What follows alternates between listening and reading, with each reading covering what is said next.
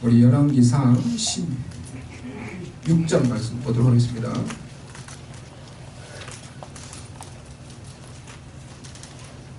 열왕기상 16장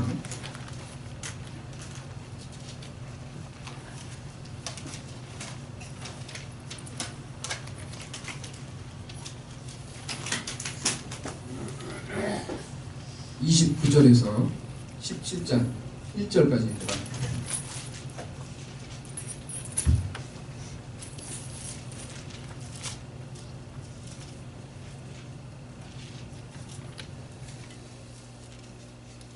(29절에서) 17장 1절까지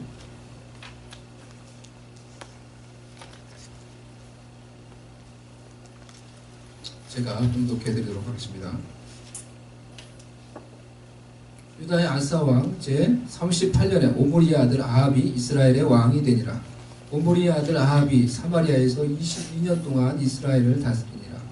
오므리의 아들 아합이 그의 이전에 모든 사람보다 여호와 보시기에 악을 더욱 행하여 느밧의 아들 여로보암의 죄를 따라 행하는 것을 오히려 가볍게 여기며 시돈 사람의 왕 엣바알의 딸 이세벨을 아내로 삼고 가서 바알을 섬겨 예배하고 사마리아에 건축한 바알의 신전 안에 바알을 위하여 제단을 쌓으며 또 아세라상을 만들었으니 그는 그 이전에 이스라엘의 모든 왕보다 심히 이스라엘 하나님 여호와를 노하시게 하였더라. 그 시대에 베델 사람 히엘이 여리고를 건축하였는데 그가 그 터를 쌓을 때 마다를 아비람을 잃었고 그 성문을 세울 때 막내 아들 수굽을 잃었으니 여호와께서 눈의 아들 여호수아를 통하여 하신 말씀과 같이 되었더라. 길르앗에 우거하는 자 중에 디셋 사람 엘리야가 아합에게 말하되 내가 섬기는 이스라엘의 하나님 여호와께서 살아계심을 두고 맹세하노니 내 말이 없으면 수년 동안 비도 이슬도 있지 아니하리라 하니라. 아멘. 절망의 시대 속에서 믿음을 말하라 라는 제목으로 오늘 하나님의 말씀 증거하도록 하겠습니다. 엘리야가 살았던 이 시대는 이스라엘의 역사 중에서 가장 어둡고 가장 슬프고 절망적인 시대였습니다. 솔로몬 왕이 죽은 후에 이스라엘이라는 나라가 마치 우리나라 같이 두 쪽으로 딱 쪼개졌어요. 그래서 남쪽에 유다, 북쪽에 북이스라엘로 이렇게 나눠지게 되었어요. 이 북쪽에 이 열 족속이 속해 있는 이 북쪽 이스라엘에는 이 솔로몬이 죽은 후에 58년이 흐르는 동안 왕이 7번이나 바뀌었습니다. 그런데 이 문제는 계속 바뀌어가고 뭐 뺏고 이렇게 하는 이 세워지는 왕들마다 한결같이 사악한 왕들이었습니다. 북이스라엘의 첫 번째 왕은 여로보암이었습니다. 그는 백성들을 위해서 금송아지 우상을 만들어서 그것을 섬기게 한 자입니다. 백성들이 나라가 쪼개진 다음에 남유다에 있는 예루살렘에 가서, 원래 예루살렘에 가서 성전이 있는 곳에 가서 하나님을 예배해야 되는데 이 북이스라엘의 백성들이 예배하기 위해 예루살렘에 가면은 가서 돌아오지 않을까봐 그것이 염려가 되어서 자기가 속해 있는 이 북이스라엘에 자기 임의대로 제단을 만들었는데 금송아지를 만들어서 그것이 너희가 섬길 신이다 라고 하고 백성들에게 섬기게 만들었던 것입니다. 열왕기상 12장 27절부터 32절 말씀. 만일 이 여로보암의 말입니다. 만일 이 백성이 예루살렘에 있는 여호와의 성전에 제사를 드리고자 하여 올라가면 이 백성의 마음이 유다 왕된 그들의 주 르호보암에게로 돌아가서 나를 죽이고 유다의 왕 르호보암에게로 가리로다 하고 이에 계획하고 두 금송아지를 만들고 무리에게 말하기를 너희가 다시는 예루살렘에 올라갈 것이 없도다. 이스라엘아, 이는 너희를 애굽 땅에서 인도하여 올린 너희의 신들이라 하고 하나는 베델에 두고 하나는 단에 둔지라. 이 일이 죄가 되었으니 이는 백성들이 단까지 가서 그 하나에게 경배함이더라. 그가 또 산당들을 짓고 레위 자손 아닌 보통 백성으로 제사장을 삼고 8째 달 곧 그 달 15째 날로 절기를 정하여 유다의 절기와 비슷하게 하고 제단에 올라가되 베델에서 그와 같이 행하여 그가 만든 송아지에게 제사를 드렸으며 그가 지은 산당의 제사장을 베델에서 세웠더라. 이것이 여로보암 북이스라엘의 첫 번째 왕이 했던 일입니다. 얼마나 악한 일입니까? 자신의 왕권을 지키기 위해서 백성들에게 우상을 만들어 놓고 그 우상을 섬기게 했던 것입니다. 그의 뒤를 이었던 왕들 나답, 바아사, 엘라, 시므리 모두 다 한결같이 하나님 보시기에 사악한 자들이었습니다. 그의 뒤를 이은 왕이 오므리였습니다. 오므리는 정치적으로 군사적으로 아주 능력이 있었던 수완이 좋았던 왕이었습니다. 하지만 성경은 오므리에 대해서 이렇게 평가를 합니다.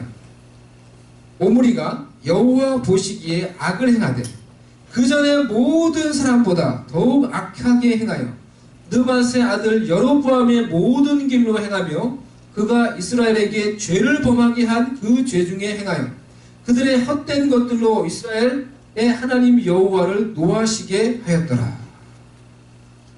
그가 어떠한 권력을 누렸든지 어떠한 부와 성공을 누렸든지 상관없이 성경의 평가는 정확했던 것입니다. 그가 여호와 보시기에 어떠한 자였는가 하는 것이 성경이 그에게 내렸던 평가인 것입니다. 세상에서 어떠한 성공과 어떤 부와 명예를 누렸는지와 상관없이 내가 하나님 보시기에 어떠한 자였는가 어떠한 자인가 라는 것이 우리 인생의 최종 평가가 된다라는 것입니다. 우리가 이와 같이 하나님 앞에서 받게 된 내 인생의 최종 평가에 내가 A 학점을 받고 내가 하나님께 정말 착하고 충성된 종아 잘하였도다 착하고 충성된 종아 라고 칭찬 듣고 면류관을 받기 위해서 우리가 올 한 해 정말 믿음으로 하나님께 순종하며 의의 길을 걸어갈 수 있는 여러분 될 수 있기를 바랍니다. 북이스라엘의 악의 최정점에 선 사람은 바로 오므리의 아들 아합이었습니다. 그는 자기 앞에 여태까지 왕들도 다 이렇게 한결같이 악하고 악한 왕이었는데 그리고 그거보다 더 악한 왕이 오므리였는데 아합은 이전의 모든 왕들보다 더 하나님 보시기에 악하고 사악한 왕이었던 거예요.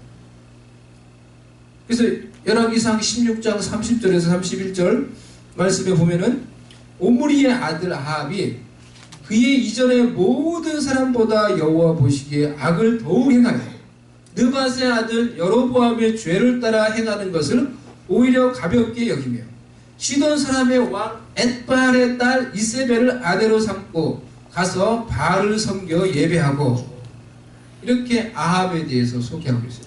아합의 악행에 대해서. 이세벨의 아버지를 여기서 얘기하고 있는데요. 엣바알이라고 이렇게 말을 하고 있습니다. 이세벨의 아버지 이름이 엣바알이었어요. 이 엣바알이라는 뜻은 바알이 함께하는 자, 바알이 함께한다라는 뜻이에요. 그러니까 우리식으로 얘기하면은 임마누엘 뭐 이런 거예요. 하나님이 우리와 함께하신다. 라는 이런 어떤 이름이 있듯이 엣바알이 바알이 함께하는 자, 바알이 함께한다라는 뜻이에요. 그래서 이 이세벨의 아버지 엣바알은 원래 아스다로 우상 아스다로 신전을 섬기는 제사장이었어요. 그런데 펠레스 왕을 죽이고 자기가 시돈의 왕이 된 것입니다. 이런 사람의 딸이 이세벨이에요. 그런데 아합이 정치적이고 어떤 군사적인 이유 때문에 이 이세벨과 결혼을 하는 거예요. 그리고 그 이세벨이 결혼하면서 들여온 바알과 아세라의 우상을 모든 이스라엘 곳곳에 신전으로 세우고 그 바알과 아세라를 자기가 섬기고 또한 모든 백성들도 그 바알과 아세라를 섬기게 만든 것입니다. 이것이 아합이 했던 일이에요. 얼마나 악한 자입니까? 더 이상 이스라엘의 땅에서 하나님이 이스라엘이 섬기는 신이 아니었어요. 바알은 살아있고 여호와는 죽었다 라는 말이 공공연하게 선포되고 있었던 시대였어요. 모든 사람이 바알을 섬기고 따르는 시대. 그것이 아합이 통치하던 북이스라엘의 영적인 흐름이었습니다. 이러한 시대 속에서 여호와 하나님에 대한 신앙을 고백하고 그 믿음을 선포하는 것은 참으로 용기가 있는 행동이라고 말할 수 있는 것입니다. 용기가 있는 행동이요, 믿음이 필요한 일이었어요. 가장 큰 영적인 흑암과 가장 큰 절망과 슬픔의 시대 속에서 엘리야는 호련히 나타나서 여호와 하나님에 대한 자기의 신앙을 선포했던 것입니다.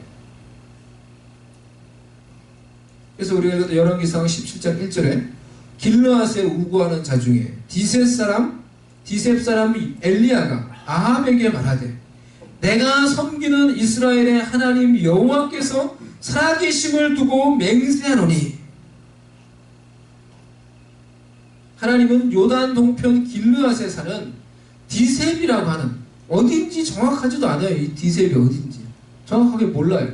이 디셉이라고 하는 알 수도 없는 그런 촌구석에 살고 있는 시골 출신 엘리야라는 한 사람을 아합 앞에 세웁니다. 아합이 누구입니까? 북이스라엘의 바알과 아세라 우상을 들여온 장본인입니다. 모든 백성들로 바알과 아세라를 신으로 섬기게 만들었던 절대 악과 같은 사람이었어요. 그러면서 절대적인 권력을 가지고 있는 왕이었어요. 그 절대 악, 절대 권력 앞에 서서 엘리야, 모든 사람이 여호와는 죽었고 바알이 살아있는 신이다 라고 공공연하게 말하고 그 바알을 섬기고 있는 그 시대 속에서 그것을 이렇게 진행시킨 절대적인 악과 같은 그 왕 앞에 서서 엘리야가 자신이 가지고 있는 여호와에 대한 신앙을 고백하고 선포했던 것입니다.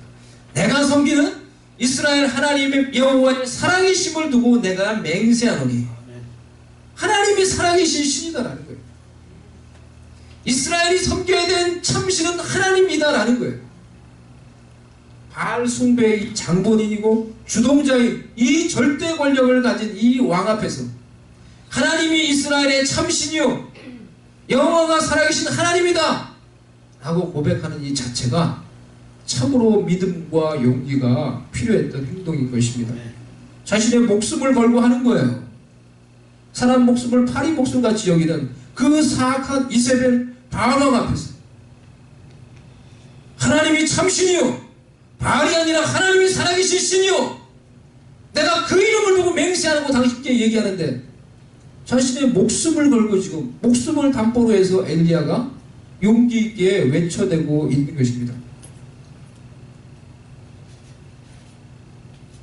여호와를 향한 뜨거운 열정을 가지고 있었던 이 엘리야, 그러기에 그가 자신의 그 고국을 돌아볼 때 하나님을 섬겨야 되는 그 자신의 나라가 온갖 바알과 아세라라는 그 우상으로 들끓고 하나님을 섬기는 제사장들이 모두 다 죽임을 당하고 그 자리에 바알과 아세라를 섬기는 제사장들이 세워지고 하나님을 섬겼던 제단들이 다 뒤집어 엎어지고 거기에 바알의 우상, 아세라 우상이 생겨지고 바알과 아세라의 신전이 세워져서 그 우상을 섬기고 있는 그러한 모습들을 볼 때 하나님을 향한 열정으로 뜨거웠던 이 시골 사람 엘리야의 마음속에 참을 수 없는 피 끓는 의로운 분노가 일어난 거예요.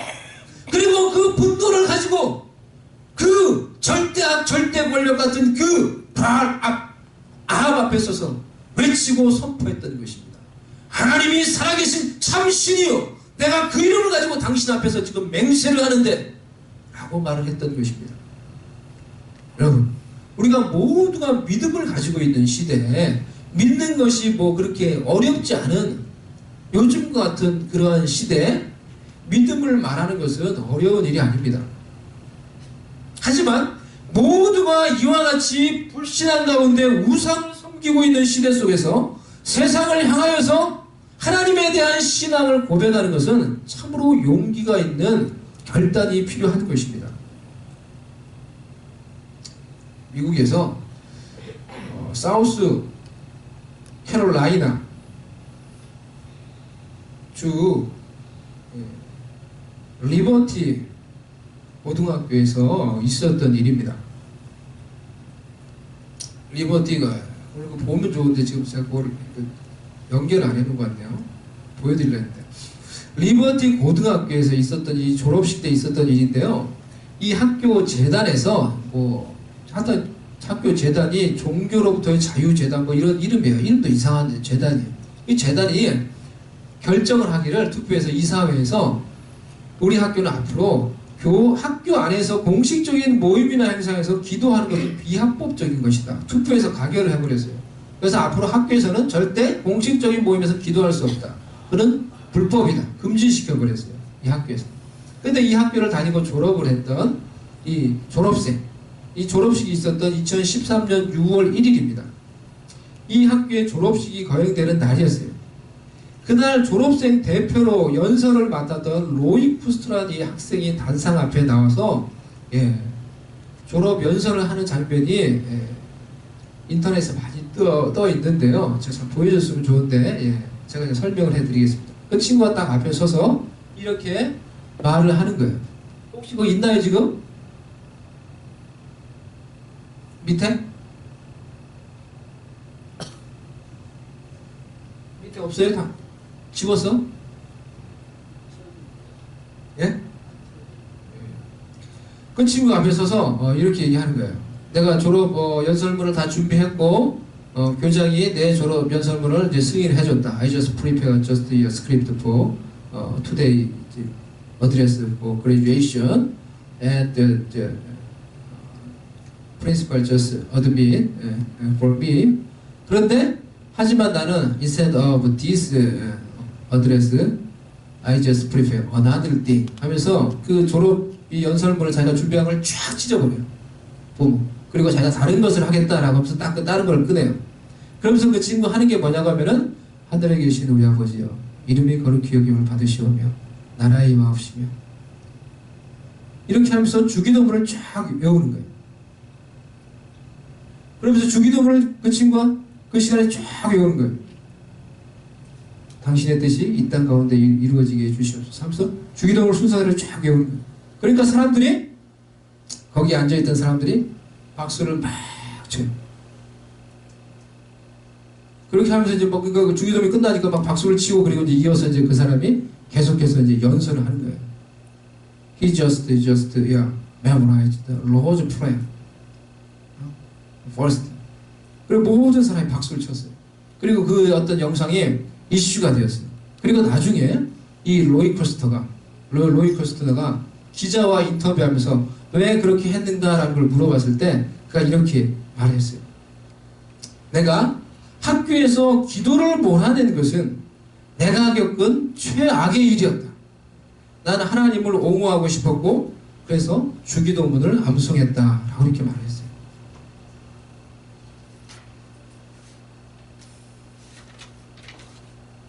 여러분 우리가 모든 믿는 자들이 지금 모여있는 이곳에서 주기도문을 다 같이 합시다. 그래서 주기도문을 기도하고 암송하는 거 어려운 일이 아니에요.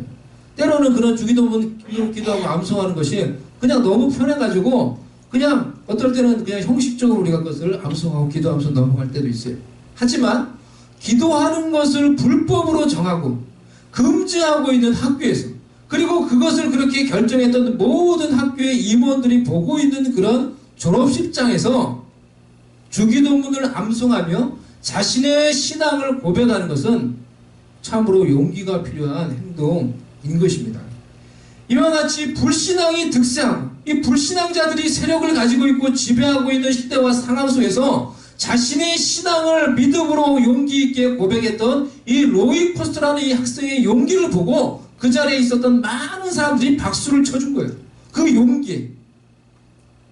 우리가 살고 있는 이 시대 환경에도 절망이 가득하며 불신앙이 득세하여서 우리를 둘러싸고 있는 것처럼 느껴질 때가 있습니다. 보이는 환경, 눈에 보이는 것들, 들려오는 소리, 내가 느끼는 것들, 그 모든 것들이 절망이요 슬픔이요 불신앙적인 것들만 가득한 것처럼 내 삶의 주변을 둘러볼 때 그런 생각이 들 때가 있잖아요. 하지만 이러한 절망과 불신앙의 환경 속에서도 엘리야와 같이 하나님에 대한 믿음을 말하고 고백하고 선포하는 자가 참으로 용기 있는 자라는 것입니다. 우리의 믿음이 정말 살아있는지 아닌지 라는 것을 우리가 분별할 수 있는 방법은요, 절망의 상황에 맞닥뜨렸을 때예요. 내가 정말로 절망적인 상황을 만났을 때 내 믿음이 판단은 나는 거예요. 내 믿음이 정말 나한테 능력이 되고 힘이 있는 살아있는 믿음인지 언제 우리가 분별할 수 있냐고 하면은 정말 내 힘으로 할 수 없는 문제를 만났을 때예요. 내게 정말 내가 믿음이 있다고 우리가 얘기를 해요. 우리가 오늘도 찬양하고 막 이렇게 했어요. 이럴 때는 정말 우리가 믿음이 있는 것 같아요. 사람들 앞에서 우리의 믿음을 막 고백을 해요. 정말 믿음이 내가 좋은 것 같아요. 근데 내가 절망적인 상황을 만났을 때 그 절망 때문에 그 절망을 바라보다가 나의 믿음도 좋을 때는 그냥 믿음이 좋은 것 같은데 나의 믿음도 그 절망 때문에 다 같이 사라지고 온데간데 없고 내가 그 절망 속에 그냥 빠져버리고 어찌할 바를 모른다고 하면은 내가 가지고 있는 믿음이 나한테 무슨 소용이 있어요? 무슨 유익이 돼요?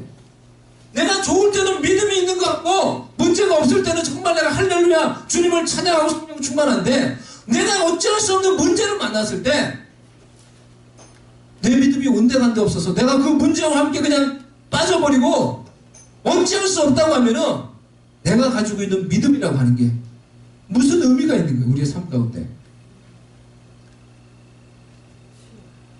살아있는 믿음이라고 하는 것은 그래서 절망의 상황에서 소망을 줄 수 있는 능력이 되는 거예요.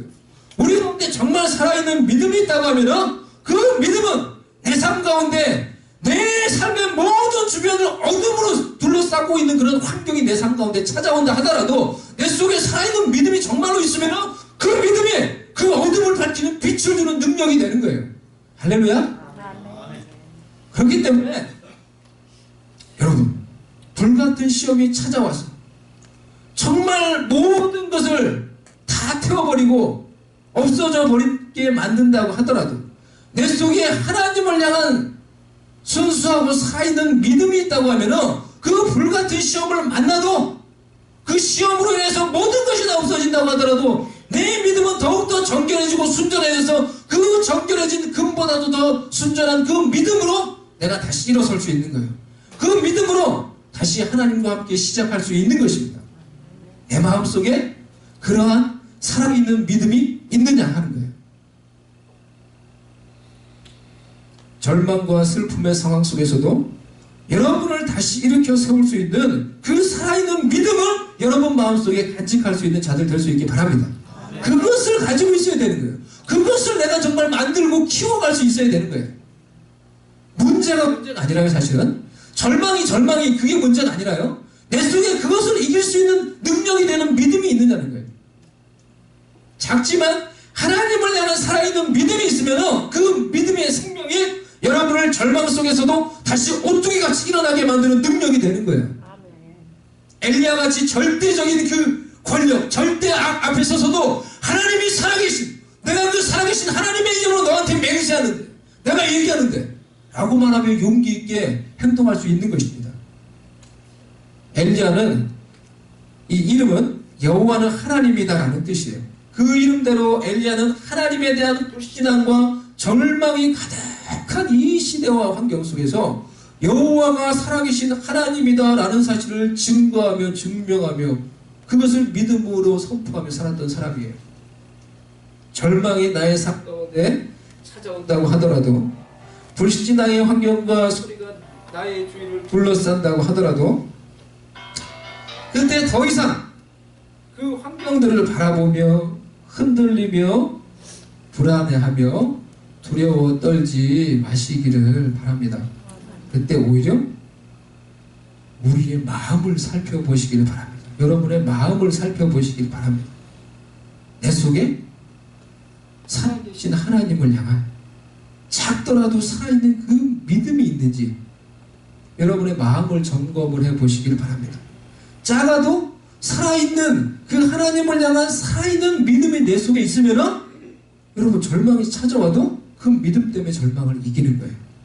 소망을 가질 수 있습니다. 하나님의 위로와 은혜를 얻고 다시 일어설 수 있고 다시 시작할 수 있는 것입니다. 할렐루야. 나라가 멸망해가는 그런 상황 속에서 괴로워하고 절망했던 사람이 있었어요.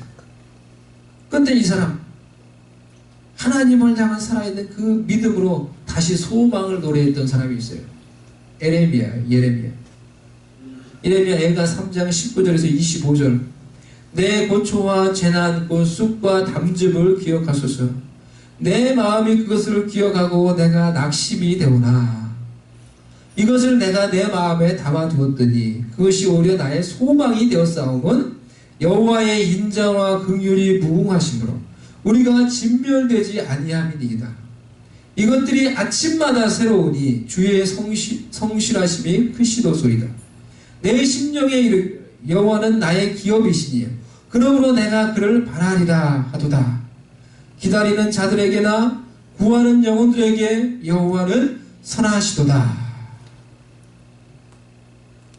하나님을 향한 작지만 살아있는 믿음을 가졌던 이 선지자 예레미야, 나라가 멸망해가고 모든 게 멸망해가는 그 고통 속에서 괴로워하다가도 그 믿음 붙잡고 다시 소망을 노래하는 거예요. 절망과 고난과 슬픔의 상황 속에서도 하나님을 향한 이와 같은 살아있는 믿음의 고백 가질 수 있는 우리가 될 수 있기를 바랍니다. 하나님은 살아계신 하나님. 하나님은 당신의 사랑하는 자녀인 우리를 이끄시고 언제나 돌보시지. 그거에 대한 정말 믿음을 가지는 거예요. 하나님은 당신을 사랑하는 당신의 자녀인 나를, 우리를 이끄셔서 모든 것을 합력하여 선을 이루시지. 라는 것을 간단하지만 이러한 하나님에 대한 살아있는 믿음의 고백을 붙잡고 우리가 살아가는 거예요. 그렇게 할 때 올 한 해 우리의 삶 가운데 절망이 찾아와도 환경이 나를 어둡게 만든다고 하더라도 하나님을 향한 살아있는 이 믿음의 고백을 붙잡고 우리가 하나님에 대한 믿음을 이야기하고 하나님이 주시는 그런 소망을 이야기하고 주님이 주시는 믿음과 능력으로 내 삶 가운데 찾아오는 환난과 고난을 뛰어넘고 환난과 고난을 믿음으로 통과하고 하나님께서 정말 내 삶 가운데 이루고자 하는 약속 안에서 하나님이 성취하기를 원하는 그런 기뻐하시는 아름다운 뜻을 성취하며 열매를 맺어갈 수 있는 올 한 해 될 수 있기를 주님의 이름으로 축원합니다. 두 번째로 절망과 슬픔의 환경 속에서 기도로 자신을 하나님께 맡기라 라는 것입니다. 엘리야는 이 절대 권력을 가진 이 아합과 싸워야 하는 이 상황 속에서 또 모든 자들이 바알과 아세라를 섬기고 따르고 있는 이 상황 속에서 혼자서 여호와가 살아계신 하나님이라고 홀로 외쳐야 하는 어찌 보면 너무나 절망적인 상황 속에 있었던 것입니다. 이러한 절망적인 상황 속에서 어떻게 했습니까? 이 절망의 상황 속에서 기도로 간절히 하나님께 기도함으로 자신을 하나님께 맡겼던 거예요. 자신이 할 수 없는 절망을 간절히 하나님께 기도함으로 하나님께 맡기고 자신의 인생까지도 하나님께 간절히 기도함으로 하나님께 맡겨드렸던 거예요. 생각을 해보세요. 여러분이 싸워야 할 사람이 보통 사람이 아니고 절대적으로 악한 사람이에요. 하나님도 없고 하나님을 섬기는 제사장들 다 잡아다 죽이고 하나님 제단을 엎어가지고 다 바알 아세라 신전을 세우고 그런 왕, 그런 절대적인 악한 그런 사람이에요. 그 앞에 서가지고 하나님이 살아계시다는 걸 선포하고 그렇게 했어요. 사람 목숨을 파리 목숨같이 여기는 그런 자에게 싸움을 거는 거예요. 그것도 모자라서 엘리야가 뭐라고 합니까? 앞으로 내 말이 있기 전에는 이 땅에 비도 이슬도 내리지 않을 것이다 라고 아예 그냥 이렇게 자기가 선포하고 돌아왔어요. 그야말로 자기 스스로를 어떻게 보면 사지에 몰아넣은 거예요. 왕에게 싸움을 걸고 하나님만 믿고 앞으로 이 땅에 비가 오지 않을 거라고 자기가 큰 소리 치고 돌아왔어요. 이런 상황 속에서 엘리야가 할 수 있었던 것이 무엇이 있겠습니까? 할 수 있었던 것이 별로 없어요. 일단 아합을 피해서 도망가는 일. 엘리야가 무슨 군대가 있습니까? 따르는 사람이 있습니까? 할 게 없는 거예요. 그냥 도망가고 숨어 있는 거예요. 그렇게 얘기해놓고는. 하지만 엘리야가 할 수 있었던 유일한 가치 있는 일이 있었어요. 하나님께 기도하는 일이었어요. 하나님께 자신의 유일한 원천이 되고 능력이 되신 살아계신 하나님께 기도하는 것이었어요. 그래서 절망적이고 절박한 상황 속에서 간절히 기도함으로 자신의 절망과 자신의 인생을 하나님께 맡겼던 것입니다. 그래서 이런 엘리야를 야고보는 무엇이라고 말했습니까? 엘리야는 우리와 성정이 같은 사람이로되 그가 비가 오지 않기를 간절히 기도한 즉 3년 6개월 동안 땅에 비가 오지 않냐. 엘리야가 우상으로 가득해진 이 땅을 놓고 기도할 때 아합을 만나기 전에도 기도했을 거예요. 하나님, 이 땅에 이제는 하나님의 심판의 약속, 하나님이 심판을 그렇게 약속하셨어요. 너희가 우상을 섬기면 이 땅에 비가 내리지 않는 그런 저주가 임한다. 그 약속대로 하나님 이 땅에 비가 오지 않게 해주세요. 그리고 믿음으로 선포해버린 거예요. 내가 앞으로 말하기 전에 이 땅에 비가 오지 않는다. 그리고 돌아와서도 어떻게 했겠어요? 기도했을 거예요. 하나님, 내가 이렇게 얘기했는데 제가 말한 대로 정말로 이 땅에 하나님이 살아계신 것을 보여주기 위해서 비가 오지 않게 해주세요. 이 사악한 땅에 비가 내리지 않게 해주세요. 그 당신이 살아계심을 증명할 수 있게 해주세요. 간절히 기도했던 거예요. 그렇게 기도함으로 그 절망의 상황 속에서 하나님의 살아계심을 보이기 위해서 이 사악한 땅에 비가 오지 않게 해달라고 간절히 기도함으로 자신을 하나님께 맡겼던 것입니다. 하나님의 살아계심을 알고 믿는 자들은 절망의 상황 속에서도 믿음으로 하나님을 바라봅니다. 또 살아계신 하나님께 기도한다는 것이 무엇인지 아는 사람들은 절망의 상황 속에서도 하나님께 마음을 다해 간절히 기도함으로 자신의 절망과 자신의 삶 자체를 하나님께 맡겨드리는 것입니다. 그렇게 할 때, 그렇게 간절히 기도함으로 자신의 절망과 자신의 고난과 자신의 삶 자체를 하나님께 맡겨드리는 그런 자에게 하나님의 용납하심이 있고 하나님의 응답이 있고 하나님의 은혜가 부어지는 것입니다. 그렇기 때문에 여러분, 우리의 삶 가운데 올 한 해 어떠한 절망이 찾아온다고 하더라도, 어떠한 고난이 찾아온다고 하더라도 그 절망으로 인해서 더욱더 하나님께 기도함으로 그 절망을 하나님께 맡겨드리고 내 인생 자체를 하나님께 맡겨드림으로 하나님의 은혜와 응답을 받을 수 있는 우리가 될 수 있기를 바랍니다. 할렐루야. 어떻게 우리 인생을 맡겨요? 어떻게 기도로 우리 인생을 맡겨요? 절망이 찾아올 때마다 기도하는 거예요. 고난이 찾아올 때마다 기도하는 거예요. 엘리야가 했듯이 그렇게 말해놓고 그렇게 선포해놓고 자신의 목숨을 걸고 선포해놓고 그게 이루어지게 해달라고 간절히 기도하면 자신의 인생 목숨 자체를 하나님께 맡겨버린 거예요. 기도로. 그게 엘리야의 기도였어요.